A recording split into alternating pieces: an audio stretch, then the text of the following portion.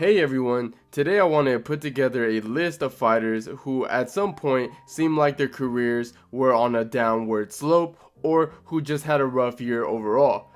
But then as soon as 2024 rolled around, something changed for these fighters. These fighters managed to turn things around and make an incredible comeback, almost like a resurgence that no one saw coming. Now, this list isn't ranked in any particular order. It's more about highlighting the stories of these fighters and how they defied the odds to get back on track. Now, before we dive in, just a quick disclaimer. These fighters have to be on the active roster, so no, don't expect Darren Till to pop up here or someone who's just washed in general. That's not in the UFC roster. Now, let's get started with the list. Alright, so the first fighter we have on the list is Joaquin Buckley. Now, I know what you're thinking. Didn't he have some success in 2023? And yeah, you're right. I mean, to be honest, it wasn't all bad for him, but I have to include him because, let's be honest, back in 2020, this guy delivered one of the most viral, badass kicks we've ever seen. The problem was that he couldn't fully capitalize on that. He kept taking L's every so often. And even though he would pick up a win here and there, it felt like the momentum was stuck. He was always losing to top tier middleweights like Kevin Holland, Nasruddin Imavov, and Chris Curtis. But then in 2023, things changed. He went on a tear, racking up a 5-fight win streak and taking out names like Wonder Boy and Vicente Luque. Also, anyone ever noticed that he kinda looks like one of the ghosts from Ghostbusters? On top of everything, the real game changer for Joaquin Buckley was dropping down to the welterweight division, which was a bit surprising. Usually fighters who move up in weight classes tend to see better results, but Joaquin Buckley is definitely the exception here, and let me tell you, the man is dangerous. Buckley proved that he can close the distance like a beast, and it showed when he fought Wonder Boy. It was insane to watch, especially from that angle. He had that perfect cage awareness, and he timed his shot to perfection. Thompson tried to throw him off with that kick, but Buckley wasn't having any of it. Instead of retreating, he stayed laser focused, kept pushing forward, and stayed on the attack. The level of composure and precision is something else. And yeah, sure, Wonder Boy is getting up there in age, but let's be real, it was still a solid win. And if you would have told me a few years ago that Joaquin Buckley would have knocked on the door of the top 5, I would have thought you were crazy. But here we are, and it's wild to see. The guy's really turning things around. Dropping down to welterweight wasn't just a change in weight, it was a complete resurgence for his career, and now he's gone from being that flashy knockout guy to a legitimate contender. And honestly, I didn't see that coming. It's been one heck of a journey watching him climb the rankings though. Up next we have Renato Moicano, the guy who can't really afford to lose in 2024. And let me tell you something, back in 2023, he didn't even compete once that year. I think he was supposed to fight Arman Tsarukyan or something, but then someone got injured. I think it was Moicano himself. Anyways, Moicano has always been one of those fighters people didn't see as anything special. And honestly, I kind of felt the same way. Every year we would see him get folded by the best guys like Jose Aldo, RDA, and Rafael Fiziev. But let me tell you something, okay? 2024 was a completely different story for this guy. He had 3 fights this year against Drew Dober, Jalen Turner, and Benoit Saint Denis, and he pretty much dominated all 3 fights. I mean, sure, Jalen did drop Moicano once, but that was it. After that, Jalen basically fumbled and Moicano just went to town on him. And that's what I like about Moicano. He's actually going in there to finish these fights. Compare that to these fighters like Bilal, and it's night and day. In fact, Moicano did more damage in that Benoit Saint Denis fight than Merab, Valentina, and Bilal combined. So shout out to Moicano for an awesome 2024, although I doubt he'll fight again this year since he's recovering from that injury. His title run starts next year. Obviously I'm joking, but hey, you never know. Now, the next fighter we have on the list is Dan Hooker. this guy has some serious plot armor or something, because I have no clue how he went from being almost outside of the top 15 to all of a sudden being back in the top 5.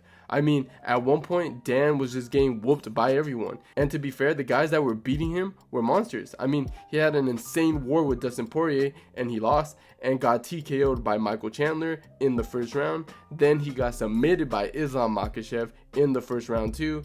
And then he even dropped down to the featherweight division just to get obliterated by Arnold Allen. And yes, it was in the first round.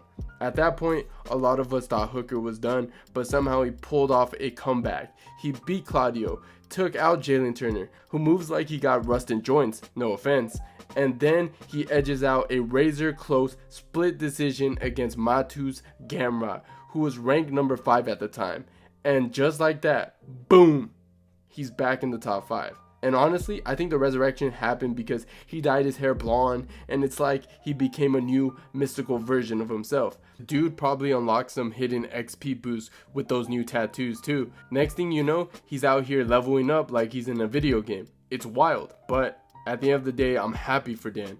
At one point, I thought he was completely donezo, but here we are. Congrats to Dan Hooker. Now, the next fighter we have on the list is Robert Whittaker. And look, I know what you're thinking. He only had one loss recently, and that was to Dricus du Plessis. And look, I get it. But after that loss, a lot of people were starting to question if Whittaker was finally washed. I mean, at one point, the dude looked unbeatable. He arguably beat Izzy in their second fight, and most of us just thought he was just gonna stroll through Dricus. But then, somehow Dricus just TKO'd Robert Whittaker and made it look way too easy. And literally next after that, Rob was supposed to face Khamzat Chimaev, but then it fell through and they threw Ikram in there instead.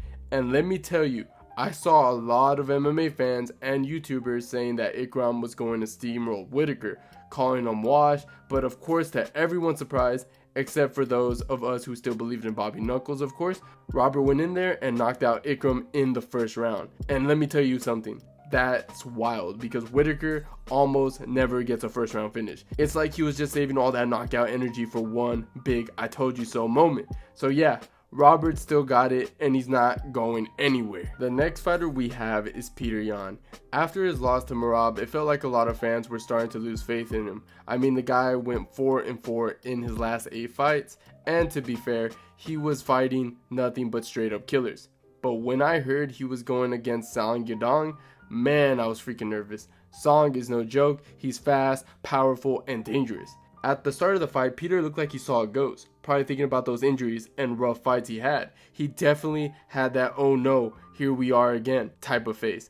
But once he got going, it was like watching a machine warm up. He just started rolling, and you could see the old Yan come back. It made sense for him to be a little shaky at the start, but once he got comfortable, it was game on.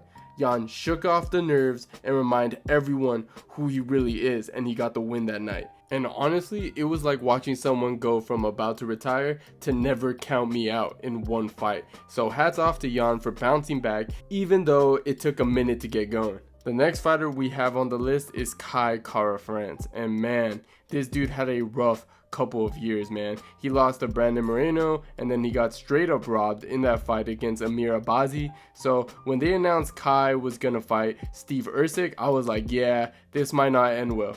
I mean, Steve Ercik is an absolute beast, and some people can even argue that he should be the uncrowned champion after he got robbed by Pantoja. So the general vibe was that Ercik was going to walk through Kai. But here's where it gets crazy. Everyone thought Kai was about to get cooked, but instead he turned the tables and served Steve up in the first round. It was like a plot twist that no one saw coming. Kai Kara-France came in and absolutely wrecked him, and Ercik had his own Dominic Reyes moment. One of those oh no what just happened type of losses. Honestly, it was just wild to see, and Kai basically reminded everyone not to count him out. Speaking of Dominic Reyes, funny enough, he's actually the next guy on the list. I mean, where do we even start? He arguably beat John Jones and got robbed. Then he went on to get knocked out by Jan Blachowicz. Following that, he got knocked out by Yuri Prohaska. And just when you thought it couldn't get any worse for the guy, he gets finished by Ryan Spann in the first round. Are you seeing the pattern here? The dude was just catching more knockouts than a snooze button. At one point, people were convinced that Reyes was washed, just a guy who had a good style against Jon Jones, but couldn't hang with anyone else. The whole he had no chin narrative was in full swing, and it seemed like every fight ended with him waking up on the canvas. But then came the Dustin Jacoby fight. Reyes finally got the W, and let me tell you, it was like the clouds parted after what felt like an eternity, 4 years to be exact, since his last win.